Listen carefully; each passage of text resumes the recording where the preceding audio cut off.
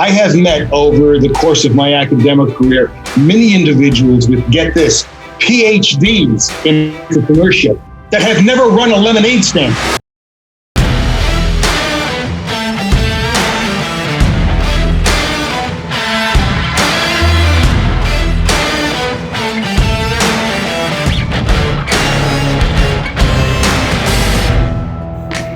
What's shaking? Welcome back to All In with Rick Jordan, episode I don't even know because there's so many. And today I'm going to ask you first, share this. You love the content, you listen to this. That's the only way that we grow and the only way that we can help more people. You can help more people by sharing this out today to at least 3 friends. And I'm pumped today because if you know anything about me whatsoever, and if you don't, whatever, I'm going to tell you, I'm big into motivating. I motivate myself every single morning, and I love reflecting and sending that out to everybody that's in my following and just motivating everyone else and helping you get from point A to B. My guest today loves doing the same stuff. Yeah. This dude has been a management consultant for 30 years, but he aims to make his personal ding in the universe by assisting others in making their own ding in the universe. Welcome to the show, Biagio Sciacca. Hey. Oh, how you doing? Pleasure to be here. Absolute pleasure. Let me make this easier on your audience, though. My name is actually Biagio Sciacca. Just so you don't think you're pronouncing an appetizer on an Italian menu. My friends call me Bill. You can do the same. You said an appetizer on an Italian menu? Dude, I don't know any appetizer that's been... I don't think I've ever eaten Biagio. Okay. Yeah, but Bill is funny. That works. That's awesome. I see that you're from Pennsylvania, but dude, you're in Costa Rica right now, right? I'm from the Scranton, Wilkes-Barre area, the northeast part of Pennsylvania. And I was getting very, very tired of, it's been a while now. What do you call that white stuff that's on the ground when it's cold? Oh, snow. I was very tired of snow. The last month I was there, the average temperature was -2 degrees Fahrenheit. And I said, it's time. So I came down to Costa Rica to continue consulting and teaching. I've been a higher education professor for a number of years, thinking I could do this online, and just decided to stay here. Oh, that's awesome. Yeah, I saw that you were Professor Bill Sciacca, and I was going to ask, what are you a professor of, or if that was just kind of a self-proclaimed title? No, actually, I've been teaching economics for almost 40 years. I don't want to say I've been teaching economics a long time, but my first teacher was Adam Smith. I've been teaching economics a while. Adam Smith, you don't know who he is. He's the guy that wrote the first book on economics back in 1776. That's the first dude, yes. That's pretty great. Now, there's some interesting things you're talking about here, because I'm big into motivation, of course, right? I own a cybersecurity company. You are a professor of economics, and yet you're big into motivation. How do economics and motivation go hand in hand, or do they? Well, economics is a social science, my friend. Economics, when you look at an economics book, it looks like it's all math and geometry, but economics has more to do with psychology and sociology than it does with calculus and geometry. So the end result is that if you understand stimulus response, Pavlov dog, ring a bell, feed the dog, ring a bell, feed the dog, then you understand the same process in economics. Price changes behavior. Price is the bell. Behavior, in other words, how many things you buy, is the price is the stimulus. How many things you buy is the behavior. So the end result is that it is still a social science. Now, I've been teaching economics actually since 1982, but I've also branched into other academic disciplines, such as leadership and management and marketing, as the years have gone by. So that was happening since 1982. But in 1993, I left the corporate world and started my own company. Right now, it's called Intelligent Motivation Incorporated. But it had many names in the past, just different iterations. But that's really how I spent my career. I actually have a foot in both worlds, academia and private business. And I loved it. I wouldn't change a thing about it. I commend you for that too, because this is something I've had even a college student actually interview me on my show before, and she was her major was entrepreneurship. And I was laughing because I'm like, that's a thing. That's a major. But my point to her was that you're being taught by somebody who's never even owned a business. But here's the difference, right? You're in private business and you're a professor. So you've got the academia and the application. So thank you for that. One of the things my students love is when I say, I'm going to roll up my sleeve and I'm going to show you the scars. Hopefully you won't make the same mistakes I did. Let's get going. That's phenomenal. That's what makes a real entrepreneur, isn't it? The scars that we bear. Yes. And you're exactly right. I have met over the course of my academic career many individuals with, get this, PhDs in entrepreneurship that have never run a lemonade stand. Yes, Bill, I like you a lot. This is fantastic. Buckle up, everybody, because this is going to be an amazing episode here. So, Bill, my man, economics. You were talking a little bit, we'll get into all the other stuff, but there's something you said around this, that price influences behavior, right? What do you mean by that? Okay, here's an example. This comes right from my microeconomics class.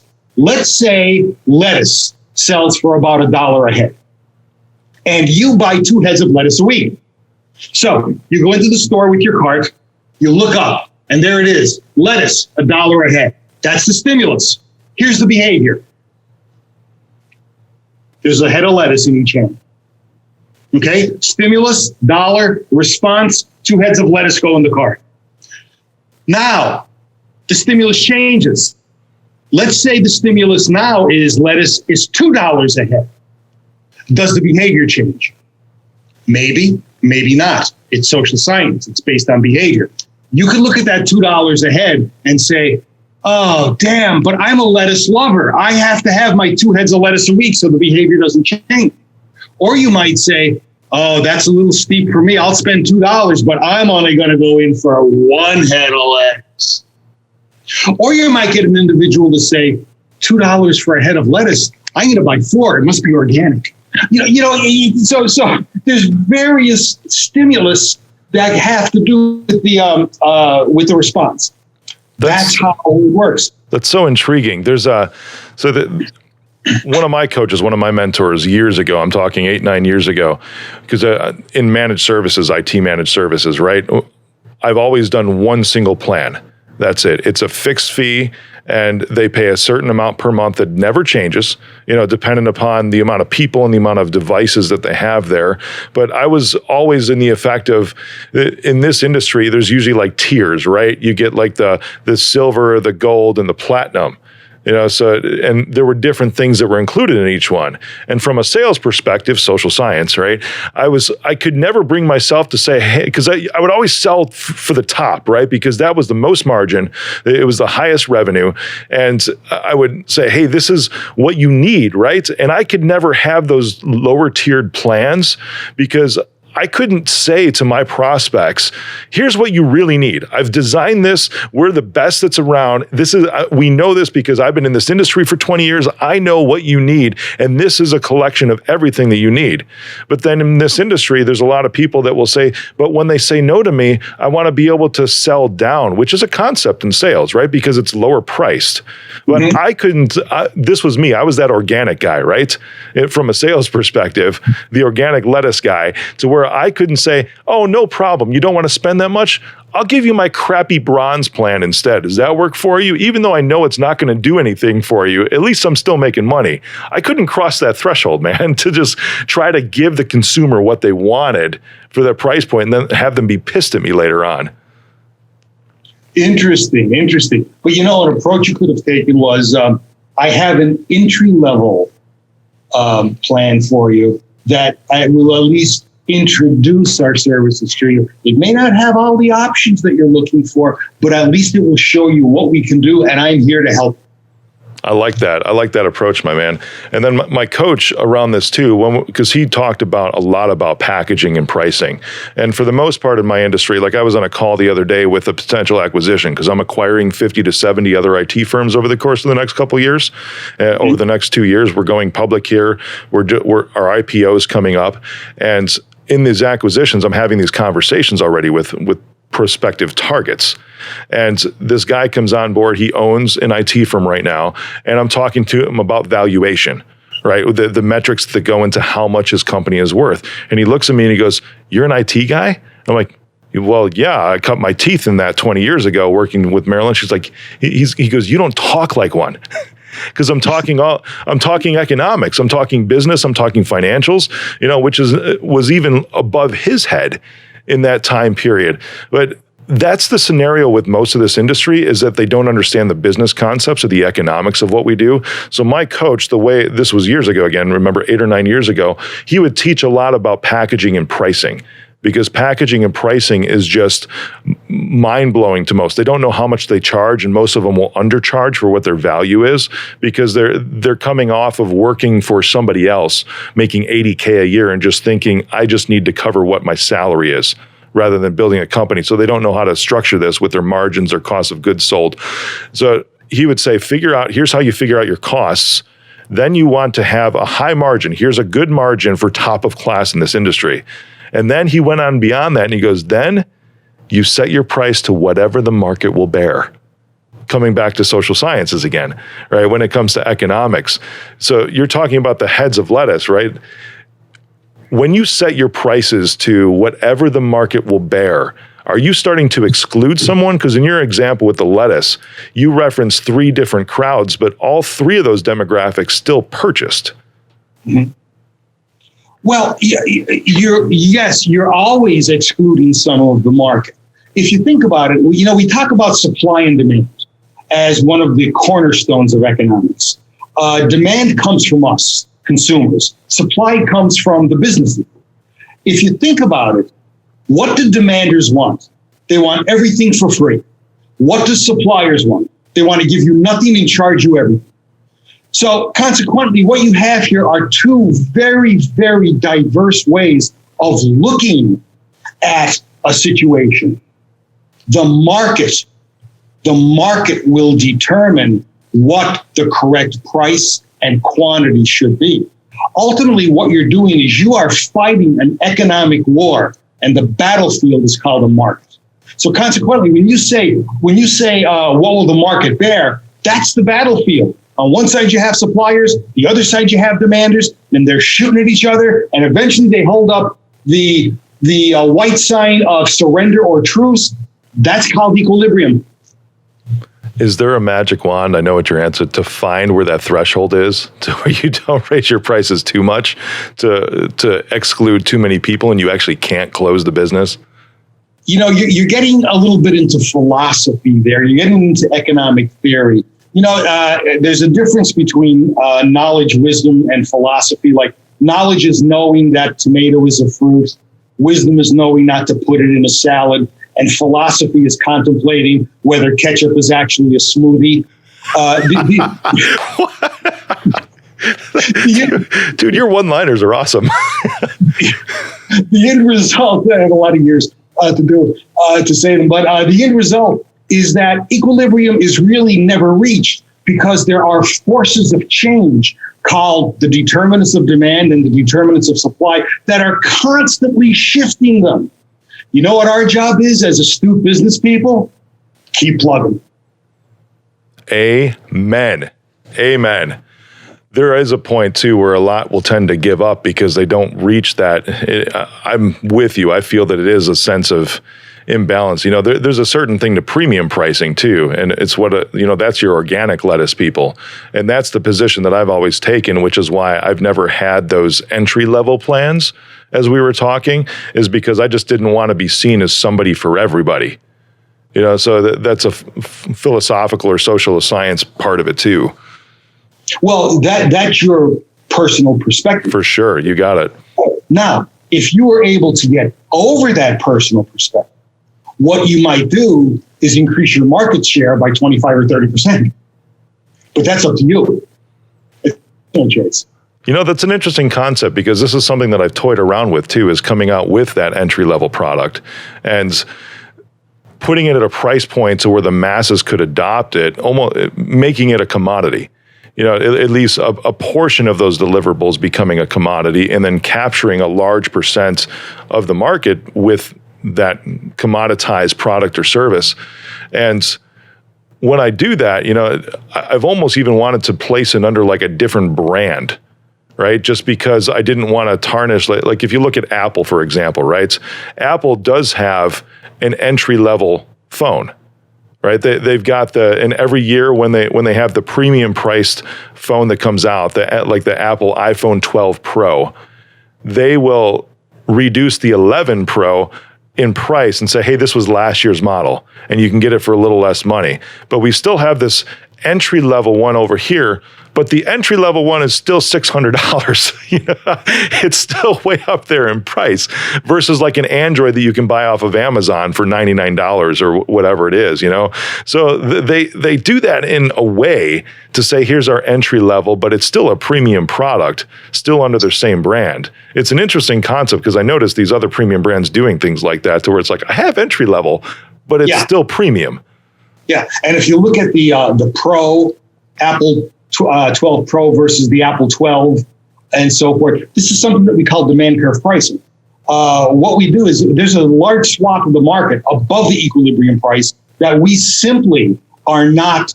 Is there something on the screen? Oh, no, I'm looking at my notes. You're good. Oh, okay. Is it your screen? I have Geek Squad working in the background doing something. So I just want to make that's fun. But if you Tell think them about I say hello. Yes, absolutely. At the equilibrium price, there is a whole swath of additional pricing that we could include, but we don't because it's higher than equilibrium. Fact of the matter is that Polaroid did this decades ago, where they released the high edition of the Polaroid Land camera. What they did is then they released an edition without a leather case. Then they released an edition where the lens was just a little bit thinner, and they continued to reduce the price. Consequently, the professional photographers paid the higher price, then the high-interest hobbyists paid the little lower price, and eventually you got down where the consumer said, give me the one with the plastic case. And they were happy. That's interesting. There's always going to be demand for different parts of the market too, different segments. And this is something that a lot of retailers have experimented with over the years, as as well as, where do we fall in the general consumer mindset? Do we want to appeal to the masses? Do we want to have premium pricing, or is there a way that we can blend the two? It's always interesting to me to watch that. I appreciate the conversation around that too. So you've gone from economics, then did you start as a professor and then get into private business after you started teaching, or were you already in private business? Well, I was actually in my undergraduate degree. Please don't laugh. I was a philosophy and sociology major. See, we were all hippies back in the 70s. It was cool. I had hair down here. I looked like Jesus, except I walked around with a guitar. And, it was cool. It was a cool way to get around. I immediately got a job right out of college. And I was so lucky because this is 1979. This was during the last year or so of the Carter administration, where he proved that you could have high levels of unemployment and high levels of inflation simultaneously. Before him, there was no chance of that. You either had high inflation or high unemployment. He proved that we could have both. Economists had to come up with a new name for it. They came up with stagflation. Anyway, I was able to find a job as a juvenile probation. And after about 3 months as a juvenile probation, this ain't for me. So I continued to stay as a juvenile probation officer, but I hightailed it back to get an MBA in the evening. And I doubled and tripled up on my courses. I finished in 2 years, which should have been a 4-year degree. Nice, well done. Oh, thank you. I appreciate that. And then after that, I just simply went into the corporate world, little by little, pulled a course here, pulled a course there. Eventually, I got a PhD. But after I got my master's, I started teaching at a local community college, and I never stopped. And it just so happened that they needed an economics person. Here I was, and it just turned out to be a magical experience. Economics has changed my life. Economics has made me the individual that I am today. I remember my professors very, very well, and it's a wonderful gig. It's a wonderful gig. I mean, I at some point, I think I'm going to die, and hopefully I'm going to go up toward heaven. And the first thing I'm going to say is, hey, St. Peter, do you have an idea how many harps you have and how many you actually need? I think I could help you with this. Let's sit down and work this out. That's great.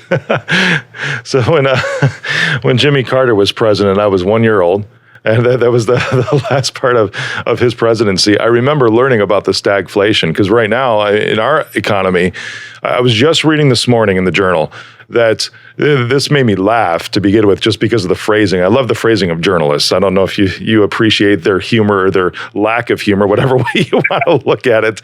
But it said that, most economists have now said that our unemployment rates have turned to a quote unquote normal level. But at the same time, we're experiencing inflation because over the last year or so during the pandemic, there's been a lot of consumption, a lot of shortage on supply. There's been overconsumption on some products, and then there's been a short of supply on those too, all the way down to microchips are in short supply right now. So that it's trouble to get these things. But you see that if you believe what they're writing, that unemployment has normalized for the most part right now, which I'm not so sure I believe that. But how do you see that this compares back to the Jimmy Carter days when we're at right now? There's an old saying in economics that if you take every economist in the world and line them up end to end, they would still not reach a conclusion. Nah. And I think it was Franklin Delano Roosevelt who started hiring economists. And his line was, whenever I ask an economist something, they say, well, on one hand, this could happen, and on the other hand, this will happen. And Roosevelt said, would somebody please find me a one-handed economist? So I'd love to have a one-handed doctor.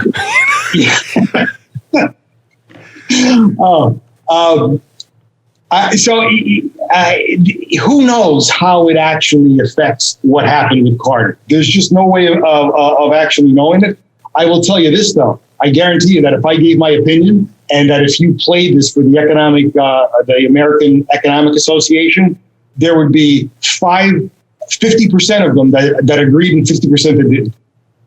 So it's just like any other part of life then. That's politicians, anything. That's funny. Yeah. When did you start getting into motivation? Because it sounds like you were, was it when you were a probation officer? That's funny. Yes. Oh, pardon the door in the background. That's my lovely wife coming in. But, hello, lovely wife. You're being recorded, and this is going out all over the world. Anyway. Only 38 countries right now, yeah. Well, what happened very interestingly is the last year that I was a senior in college, and I was studying, philosophy and sociology, I got a love for business, and I started to spend a lot of time. I knew I wanted to go back for an MBA at some point. It just happened somehow. It was an organic process. And I started reading the Wall Street Journal every day and so forth. And there was an ad in the Wall Street Journal to send away for a free cassette tape. So don't forget, we're talking about 1980 or 80 or 79 here. So it was cassette tapes. They were the biggest rage. On the power of personal goal setting. There was a company called Success Motivational Institute out of Waco, Texas. Paul Meyer owned the company. And I later bought one of his franchises, actually. But I bought the tape, I started listening to it, and I started understanding the process of goal setting. Okay, that occurred in my senior year in college. I'm now taking my first course as an MBA student. It's a 500 level management course called Management Science, which is the mathematical modeling of business problems. Right. I was a philosophy major. My courses were called epistemology and metaphysics. The only math I ever had were the numbers on the page. I had one course, Math 5, which the math department lovingly called dummy math. Now I'm trying to figure out calculus, linear algebra, and the first day I got this management science book, I was reading and it didn't make sense. It took me 15 minutes to realize it was upside down. It was all equations. It was all Greek letters. So I set a goal. I said, all right, I want my MBA. I'm going to at least get a C in this course. So I set up the management science book on a bookshelf at my home. And I bought a calculus book, an old calculus book for 50 cents. I figured, what the hell? Calculus can't change that much, right? So I bought an old used book for 50 cents. And whenever I got stuck on a management science problem, I went back to the calculus book. But then I realized I really wasn't that good at algebra. So I bought a 50-cent algebra book. So when I got stuck on the calculus, I went to algebra. And then I realized I wasn't that good at arithmetic. So I bought a 5th grade arithmetic book. And there were the 4 books lined up: management science, calculus, algebra, and arithmetic. And when I got stuck on one, I went to the other. This was a 3-hour course a week that I was probably spending somewhere in the neighborhood of 15 or 18 hours a week outside of class trying to figure it out. But this is how motivation started. I wanted to get a C in the course, and I worked it, and I worked it, and I worked it. I did not get a C in the course. I got a B. That is the bug that bit me. And after that, I never stopped setting goals and understanding that all motivation is self-motivation. As Dennis Waitley said, even the decision to do nothing is a decision based on self-motivation. Wow. Dude, say that again. Even a decision to do nothing is a decision based on self-motivation. I cannot motivate you to do a thing. I mean, if I suggested that you do something, now granted, behavior has consequences. If you're my employee and I tell you to do something and you say no, you can get fired, but I still can't motivate you to do it. You are in charge of your motivation. It revolves around a concept called personal responsibility. No excuses, no BS. You want it, you get it done. It's up to you. Mic drop. Hello. Bill, that's insane. That's awesome. I love the approach you're taking with this. You wrote a book too around goals, right? The Goals book, Embracing Personal Responsibility in an Age of Entitlement. Yeah. Well, actually, I didn't see the subtitle until now, and that makes me laugh. Yes. Well, actually, I've written 11 books. Goals book, and then Goals book did pretty well, so I wrote a sequel to it, which I very originally called Goals Book 2. And so those are the books on goal setting, but I have a whole bunch on management and leadership also. I love that. Well, we're talking about goals. So I love your subtitle. You did a sequel, right? Is this the first one, Embracing Personal Responsibility in an Age of Entitlement? Yes. That's phenomenal, right? Because there's different. I know we're in a world economy. And I've done business with different countries. I've had staff in India. I've had staff in the Philippines. And I've seen differences even with those two types of cultures is that Filipinos are a great culture, my man. There's no sense of entitlement whatsoever because my opinion, they deal with so very little. And they have to make ends meet. So just the tiniest little bit of appreciation, especially in the realm of a financial appreciation, goes a very, very long way with them. Or even just shipping them, because, we're also in an age of VAs, virtual assistants, right? And those are typically Filipino individuals. And just an amazing culture because, dude, they hustle. And they are so grateful for everything that comes across their way with work, with finances, with everything. But then you look at the Indian culture, because I've used people there, and it especially in the technology field, there's a higher sense of entitlement that I felt with Indian culture because they feel, which rightfully so, they've got a bigger and better structure and infrastructure that supports higher education in India, especially for medical, especially for technology and all this. So it's a different part of the world. I mean, quite literally a different part of the world. But where do you feel the United States falls into this? Because I'm naming different countries right now, but with entitlement, where do you feel the U.S. falls into this in this age? I think the United States is the leader of entitlement. It's not, nobody takes responsibility for anything. Nothing is your fault. Everything, the blame belongs to everybody else. And if you don't like that, you consume it. And that's kind of the approach that's taken. But what I have found, and I have found this in my students over the years. I mean, keep in mind, I've had in excess of 100,000 university students in my career. what I have found are the ones that embrace personal responsibility are the ones that make meteoric rises in whatever field they're in. They will not accept any excuse. They just get it done. And the whole process, I think what you're finding is that there is a psychological dichotomization occurring in the United States. And I don't want to say it's the have and the have-nots. I want to say it's more the will and the will-nots. The wills are the ones who are saying, I'll get off the leather couch and I'll do it. And the will-nots are the ones that are saying, oh, it's too hard for me. And I don't buy that. You know what? I cannot tell you how many coaching clients I have fired because I don't view a coaching client as an annuity. My job is not to keep you on my books forever. My job is to teach you something and get you the hell off my books in 6 months. All right, that's what I have. Yes. If you say to me, coach me on this, I said, no problem. Let's do a 3-month contract with the possibility of one additional contract after that. After that, you're gone. And I mean that honestly, because I'm going to do everything I can to teach you what to work with you in terms of what's necessary, and then you move on. But I've had some clients that they just wanted to latch on. They were psychological vampires. They just wanted to latch on and suck the life out of it. No way. I'm sorry. There's only so much that I can do for you. But you know what? You cannot pay me to do your push-ups. Right on, brother. I've noticed that even in my own life too, because I've had many, many coaches. I didn't hire my first coach until about 13 years ago. And over the course of that, I've had probably about 13 coaches because it would get to a point to where even though I could have continued with a lot of them, they didn't have your outlook, which I so much appreciate, my man.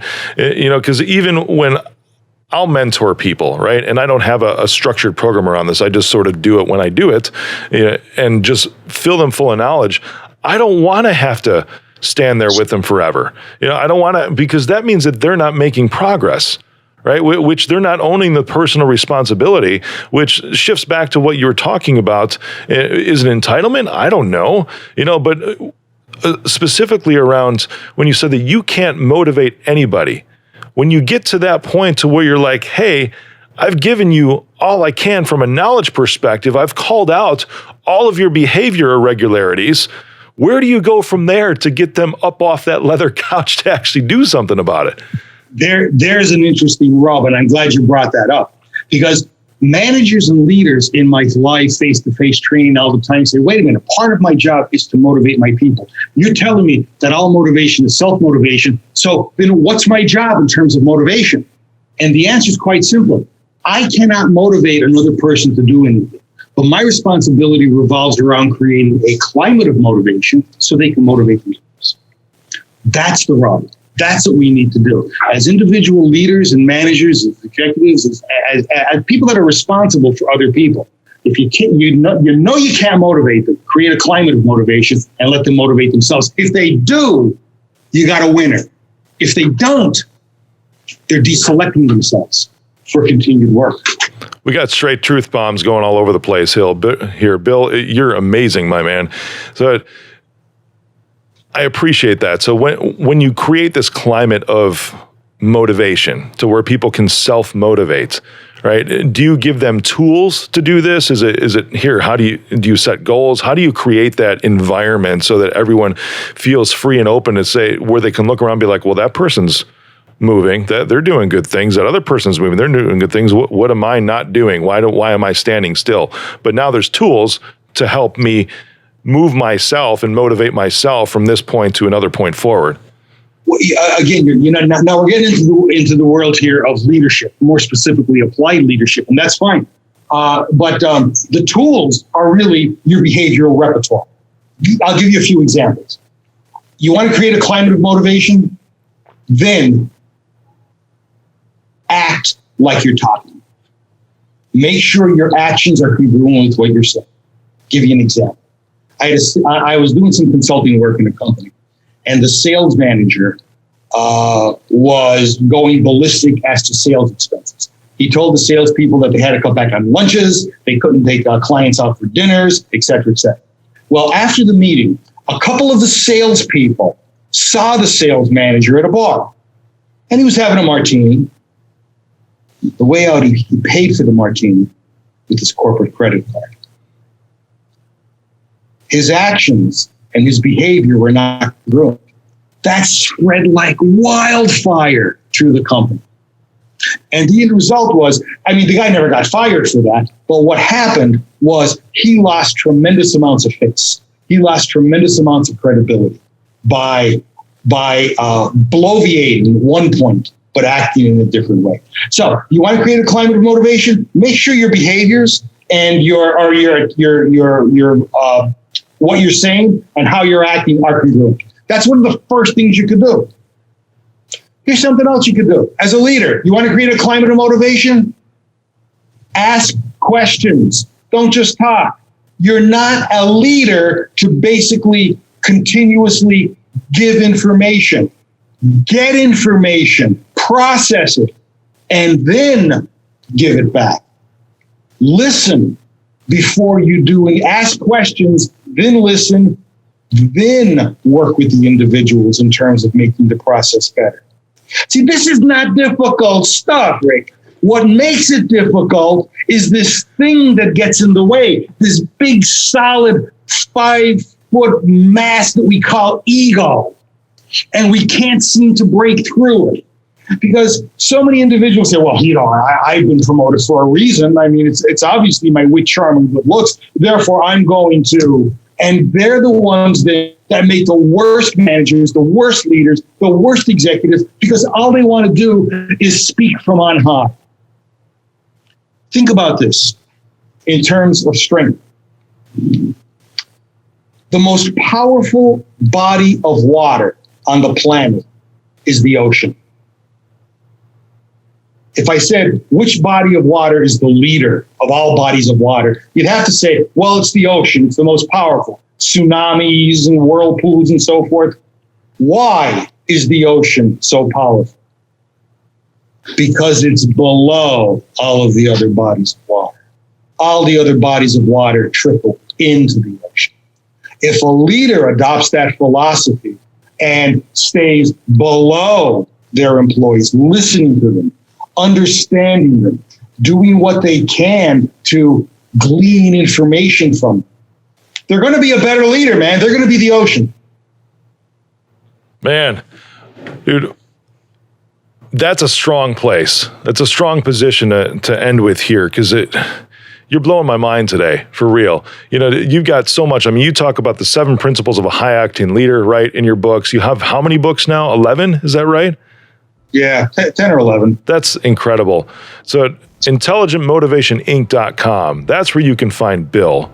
And we're also going to put in the show notes, because you have something that you wanted to talk about, right? The 5-minute motivator. What's that about? We're going to put this link in the show notes.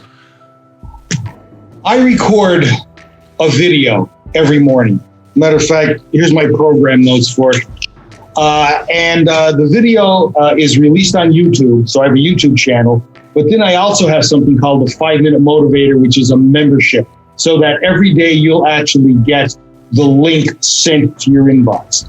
Now, I have a reason for starting this 5-minute motivator membership. First of all, High Octane Leadership, that's this book. It's a full book, is free if you join the membership. I'm giving the book away. I'm not trying to sell it. Obviously, there are things to buy on the membership site and so forth, but I'm not worried about that. I want to make my ding in the universe by helping you make your ding in the universe. If you join the membership, you will get Monday through Saturday a less than a 5-minute video on some motivational topic. Okay, be an example. The one I recorded today. Now this won't be out for a few weeks. The knife of resolve is sharpened by the challenges we confront and conquer. The one yesterday, I think you would enjoy. Economic reasoning and the margin of happiness. Things like that are what I talk about. It's Monday through Saturday. Sunday, I give you a recap of all of them. And I have to tell you, the membership is growing. My goal is when I hit a certain number, I'm going to give away 1 free ebook a month, but leave the old ebook in there, which means, excuse me, there's going to be a library of ebooks in the motivator. Everyone, visit that link in the show notes for the 5-minute motivator. It's incredible. I mean, Bill's just been dropping a lot of truth bombs here today. My man, Bill Sciacca, Biagio Sciacca, thanks for being on. My pleasure. I feel blessed that I met you. Thank you.